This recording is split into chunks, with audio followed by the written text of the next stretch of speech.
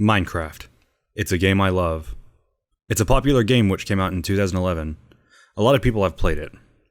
A lot of people. Chances are, you or someone you know loves it too. If you don't, that's okay. Just sit back, relax, and let me tell you a story about why I love Minecraft so much.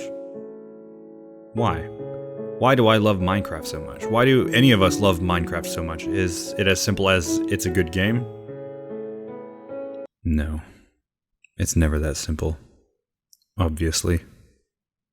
It's a good game isn't a 10-minute video after all. Betrayed. Let's go back to 2011 when Minecraft was officially released, ending its beta which had been running for a while by this point. Releasing on November 18th, it would come out just a week after Skyrim. Yes, that Skyrim. Not any of the 50 fucking billion other ones that would continue to release until Todd Howard is a lifeless husk. And only a few days after the release of Halo Combat Evolved Anniversary.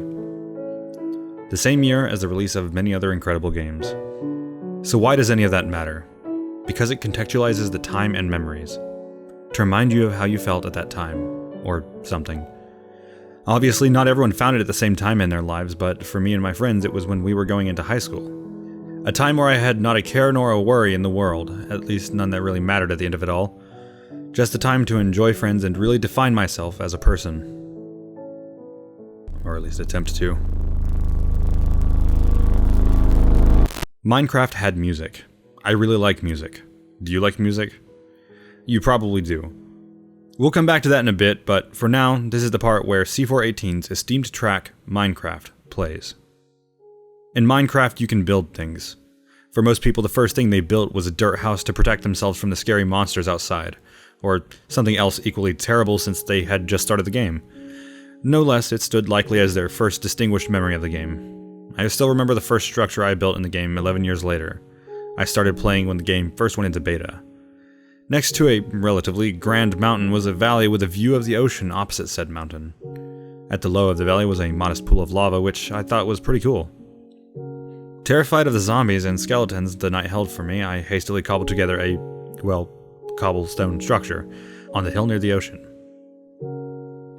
I waited through the night, fearfully for the day to come, and relieved me of my stress the monsters had invoked upon me.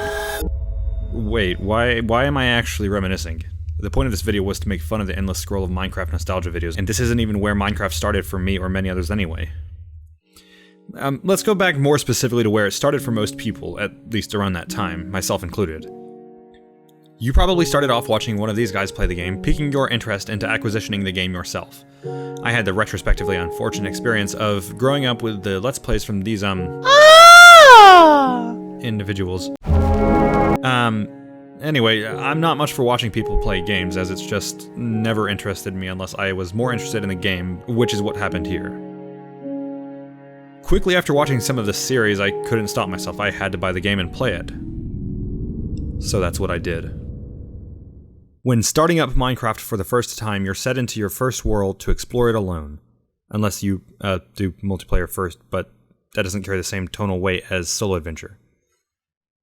Anyway. The music strikes, the mountains loom, the grass before you glistens with a luster, the magnitude of which you couldn't quite anticipate previously. Peaceful tones lulled you into your fledgling moments of the game as you discover the world, finding no shortage of fauna decorating the panoramic canvas of flora behind them so elegantly. Then, as many others before you, and countless thereafter, you strike the wood, construct the workbench, assemble the tool, break the stone, assemble the, slightly better tool, unearth the raw substance of the stones beneath and above you, procure the fuel to advance the tech with which you'd succumb this realm to your will, and forge a better utensil with which you'd exact profound control over this fictional world you'd so humbly stumbled upon. You mined. You crafted. Thus is the name of the game, or so we strictly adhere to the mantra, C'est la vie. All the while retreating from exhumed foe, groaning and shambling toward you with not recompense for the fear it stirred. Look, I was scared as fuck of zombies, so this may have been more of a me thing. Give me a break. Or battle with the... Oh, and I'm definitely not still terrified of zombies. It's fine. Or battle with the clattering bones of unholy osteological animations, or clamoring at the sight of a combustible verdant abomination who'd sooner conflagrate the surrounding terrain than hear your plea for peace. Peace was never an option. Determined, one would wend their sword and swing their pick to bend this world to meet their needs. The relatively low poly terrain around you is, in a nature setting, to be conquered. But, at the end of it all, what was the purpose if not to have an abode to which you'd retire peacefully when the day had taken its toll on you? Cobblestone would work to begin with, but it was crude, modest. With your skills you'd grow with time and artisan's precision in mind, you'd construct a facility to maintain civility and peace with the surrounding world for a night. Then that would soon be replaced with something more elegant, something stronger, something with allure to it. Planks and logs would go so far, but bricks and glass with a front yard would cement the beauty of the structure in this plane. If I were so bold, obsidian barricades could fortify, deter, placate. Blocks of iron could industrialize and inspire awe in others' eyes. Moats of lava or a facade of vacillating cactus placing could protect with death of any foe so bold to threat.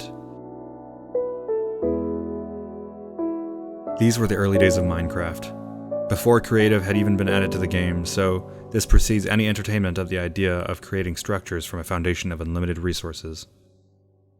It was all by hand.